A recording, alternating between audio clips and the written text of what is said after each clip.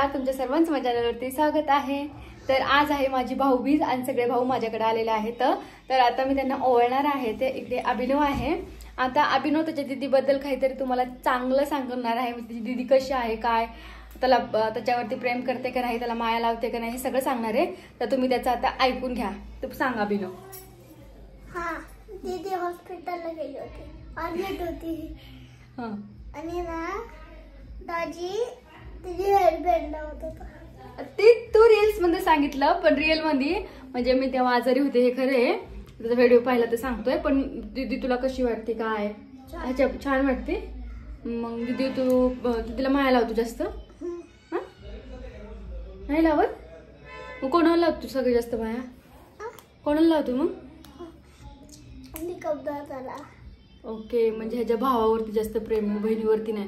मग तुला एकच बहीण आहे तरी पण नाही तुला माया लावणार तू? म्हणजे तिला म्हणजे कसं, आता मी कसं तुला प्यार करते तसं तू नाही करत मला?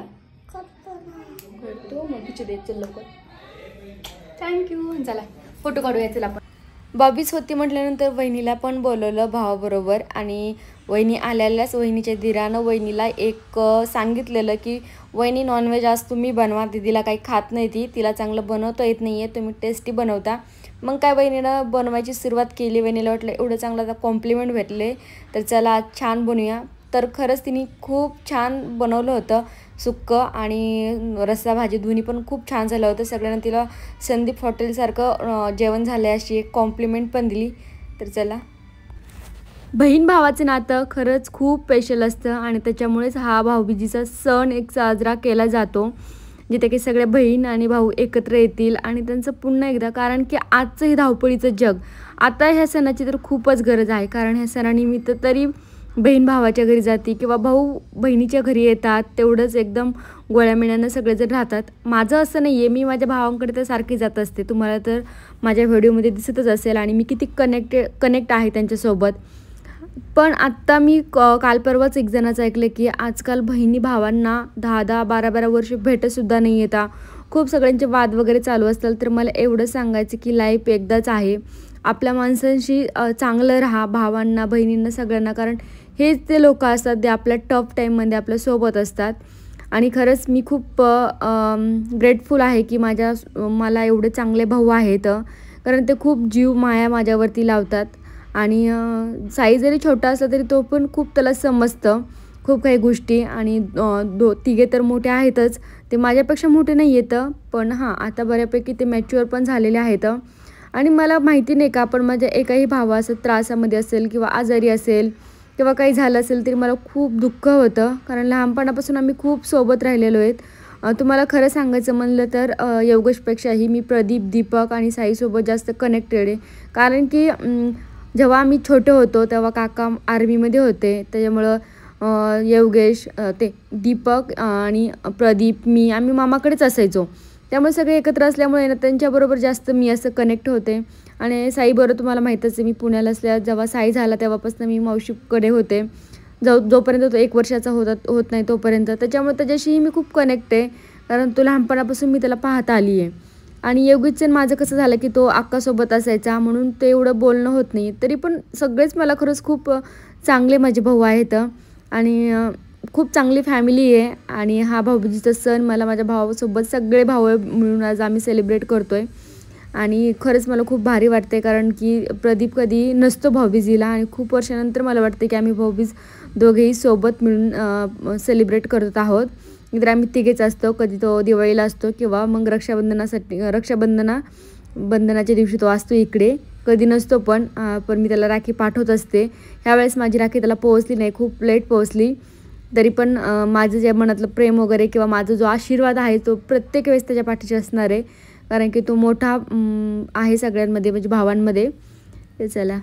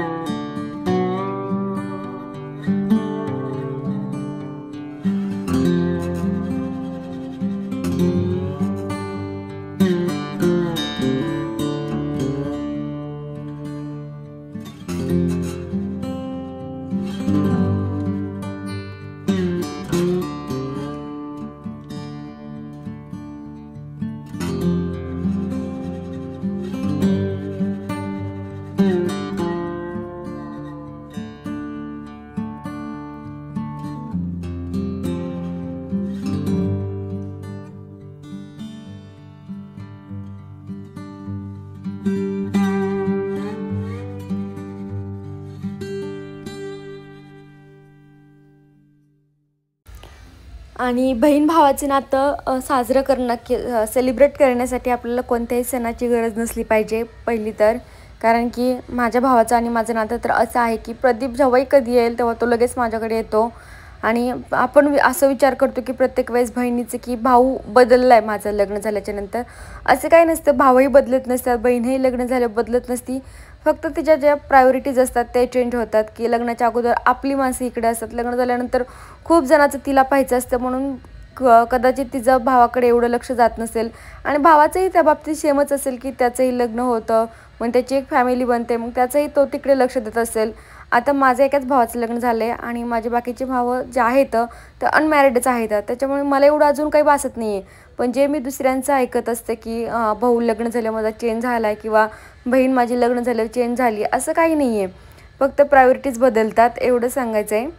आणि तरी पण हे सगळं सांभाळूनसुद्धा आपण आपली ही नाती सांभाळतोच, पाहतच असतो.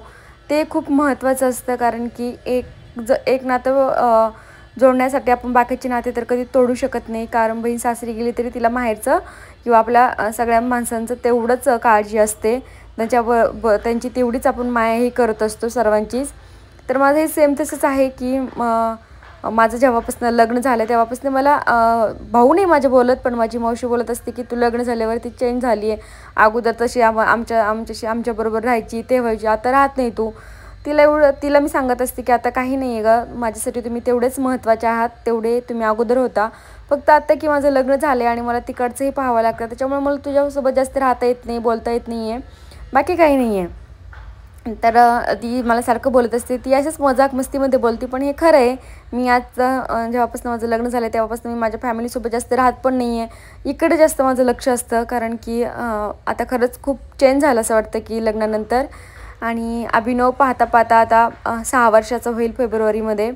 आणि खरंच खूप लवकर दिवस गेले, कारण एक छोटा भाऊ आता तोही मोठा होतो आहे. सगळे आमच्या लाईफमध्ये खूप आम्ही पटपट मोठे झालो असं आम्हाला वाटतं आहे. कारण की अभिनव जो छोटा होता 1 वर्षाचा तेव्हा आम्ही एक खूप छान फोटो काढला होता, तो जर भेटला तिथे मी वरती कुठे लावेलच. तर आमच्या 5 जणांचा तो फोटो होता. किती छोटे होतं तेव्हा आणि किती भारी होतं, खरंच खूप छान. पहिले जेव्हा आपण आठवणी आठवत असतो ना आपण, जेव्हा आपल्या लहानपणीच्या, तेव्हा त्यातच आपण खरंच रमून जातो. कारण ते बालपण आपलं एवढं भारी होतं ना, जेव्हा आपल्याला आपल्या भावंडासोबत राहायला किंवा आपल्याला ते बालपण आपल्याला घालवायला भेटले, खरंच खूप आपण भारी आहोत. मी आज खूप जणांना पाहते आहे, कारण की एकटे राहत आहेत लोक, आणि एकटे राहतात तर ते लोक जास्त डिप्रेशनमध्ये जातात मला असं वाटतं. त्याच्यामुळे आपल्या फॅमिलीसोबत राहा, आणि भावंडाचं त्यांना साथ आहे तर ते तर एक्स्ट्रीमली ते खूप नशीबवान आहेत. आणि त्याच्यापैकीच आम्ही एक नशीबवान आहोत. आणि इकडे आमची छान अशी भाऊबीज चालू आहे. खूप चांगलं वाटलं मला माझ्या भावांना भेटून.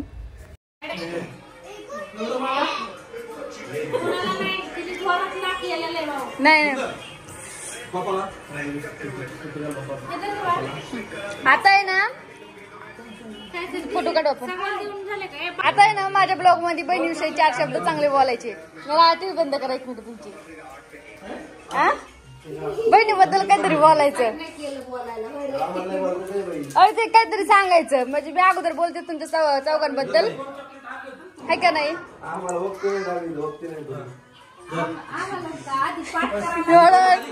योगेश म्हणाला असली बहीण कशाला दिली बाई.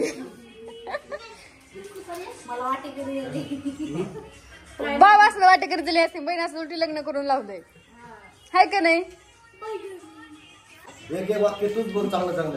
आता मी यांना सांगितलं होतं सगळ्यांना की माझ्याबद्दल काहीतरी चांगले 4 शब्द बोला, म्हणजे बहिणीबद्दल. तर अगोदर मी ह्यांच्याबद्दल बोलते, नंतर ह्यांना सुचेल की माझ्याबद्दल काय बोलायचं. ह्यांना काय सुचत नाही, सुचते. आता हा जर तुला जर काहीतरी चांगलं बोलावलं, मोठ्या भावाला तर चांगलं बोलावं लागतं, हाय का नाही. हा हे नुसतं हा चांगला बोलतो, मला बोलता येत नाही. मला बोलता येत नाही, आला तोंड नाहीये.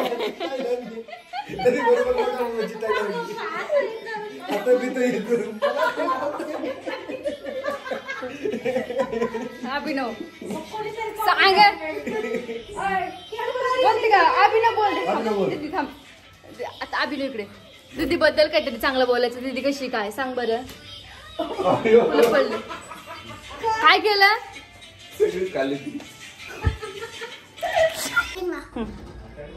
बोल. आज जाते बघ, थांबला 2 मिनिटं. ते गेला तिकडे गॅलरी मध्ये. बोल. हा गेला ते गॅलरी मध्ये. तसं काय करायचं? हाय का? मी जाऊ का? हा गेला. आता बोल. हा काय काय अरे बोलतोय तो आलो गाईज. बोल. आता मी काय बोलू? सगळं बोलायचं भावासारखं बोल. Bye bye bye. तू कर बाय, तू बाय. कर बाय कर. चल ना माझ्याकडे. बाय. बाय कर. 2 हाताने बाय. हातात न गो. बाय. तीच ना. बस आता. बस बाय. बस तू जा आता. जाऊ का मी? तू पण जा. सांगितलं पण. आम्हाला पण बाय. ती चालली ना आता. तू कुठे जाणार आहे? तू कुठे चालली आता? बाय तू. कुठे चालली? घरी. Bye bye. घरी मग. Bye bye. हाय. हाय. ऐक. Bye. Hi. Bye. Bye. Yogesh bye. Yogesh तुला म्हणते ती तुझ्याकडे बघून. बाय. किती हसली. चल आपलं जायचं सर.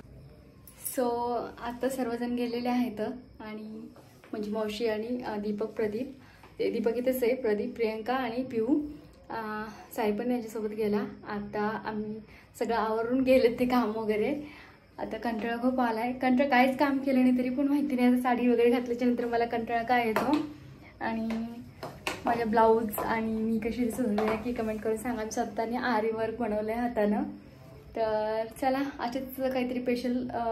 ह्यालाच फक्त साडी वगैरे घालण्यात येते आणि मला जी खूप इच्छा होती मला हा ब्लाऊज त्या साडीवरती घालायचा. ती इच्छा आज माझी पूर्ण झालेली. कारण ह्याच्या बघू शकता तुम्ही समोरासारखं हे आहे. तर म्हटलं आणि ह्याच्यामध्ये पण हिरवा कलर आहे आणि हा हिरवा. त्याच्यामुळे असं जरा ह्याला मिसमॅच करून मी घातलेलं आहे. मला खूप आवडतं. तुम्ही माझा व्हिडिओ पण पाहिला असेल की त्याच्यावरती मी त्या एका साडीवरती वेगवेगळ्या प्रकारचे ब्लाऊज कसे घालू शकतो असं बनवलेला. तर असं माझं असतं. मी जास्त काही साड्या वगैरे घेत नाही आहे. फक्त साडीवरती वेगळा ब्लाऊज किंवा ती वेगळ्या पद्धतीने घालायचा प्रयत्न करते. आणि ज्वेलरी तर ॲज वेल तुम्हाला सगळं दिसत असेल की सेमच आहे जी माझी अगोदर होती तीच. खूप दिवस झाले घेतलेली नाही आहे. विचार करते आता घेऊ मग घेऊ पण काही घेणं झालेलं नाही आहे. नक्कीच एका दिवशी जमलं तर घेणारच आहे. तर कसं वाटलं आजचा व्हिडिओ नक्की कमेंट करून सांगा. आवड असेल तर लाईक शेअर सबस्क्राईब करा. बाय.